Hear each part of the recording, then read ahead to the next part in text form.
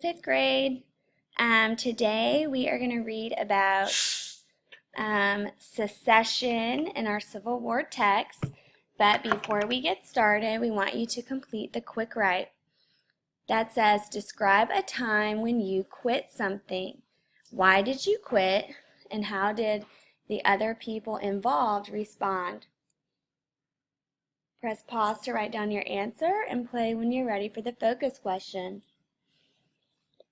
Our focus question today is, what is the main idea of the text?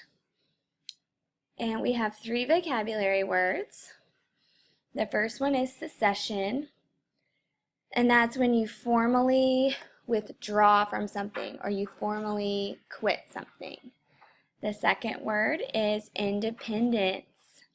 Independence is freedom from something.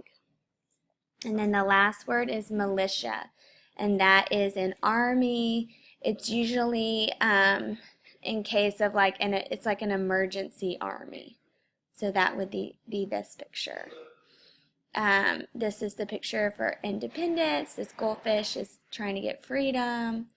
And we have secession. These people are quitting something. Right, so turn the page in your notes and open up in your text to the page that says secession. And because we have a nonfiction text, we know because it has these pictures and captions, it has all these text features that make it a nonfiction text. We're going to ask our how or why question about the title. And so we could say, why did the states secede? That could be one question. Another question I thought of was, how did secession affect the United States? And after I already read this article, so I know that that's a better question. So let's write that down for 1A. How did secession affect the United States? Press pause to write down your answer and play when you're ready to read. And remember, we are going to underline the answers to that question, how did secession affect the United States? All right, let's get ready to read. Pro-slavery Southerners were angry at the election of Abraham Lincoln. In South Carolina, voters called for the state's secession from the Union. All right, and I underlined that first sentence because we know that the Southerners were angry at Abraham Lincoln because he was going to end slavery. So that's a clue about how secession is going to affect the United States. In December 1860, South Carolina declared its independence from the United States. So when South Carolina declared its independence, that means that South Carolina seceded from the United States. They quit the United States. Major Robert Anderson took a small force into Fort Sumter on an island in Charleston Harbor. He was determined to save this bit of United States property. South Carolinians were equally determined to take the fort. For 3 months, they surrounded the harbor with heavy cannons. During this time, other states seceded.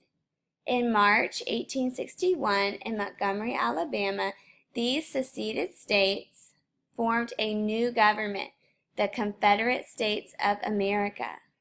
On April 11th, Confederate cannons fired on Fort Sumter.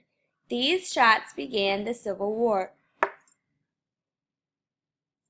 So when we are thinking about how secession affected the United States, we know that pro-slavery Southerners were angry at the election of Abraham Lincoln, so they declared their independence from the United States and formed the Confederate States of America. So let's get ready to write our main idea. And remember, you can press pause at any point during what I'm saying so that you can get all of it. Because pro-slavery Southerners, or because an announcement came on. So we'll start from the beginning. Because pro-slavery Southerners were angry at the election of Abraham Lincoln, many Southern states declared their independence from the Union and formed the Confederate States of America. Press pause to write down your answer and play when you're ready for question 2. It says, what effects did secession have on the northern states? And so if I'm going back in my text, I know that it says militiamen there seized U.S. government property. Major Robert Anderson took a small force to Fort Sumter on an island in Charleston Harbor. He was determined to save this bit of U.S. property. So the people in South Carolina, after they declared their independence, they started taking over and the weapons that belonged to the U.S. government that were located in South Carolina. And this man, Major Robert Anderson, he was with the United States or the Union or the North, they all mean the same thing.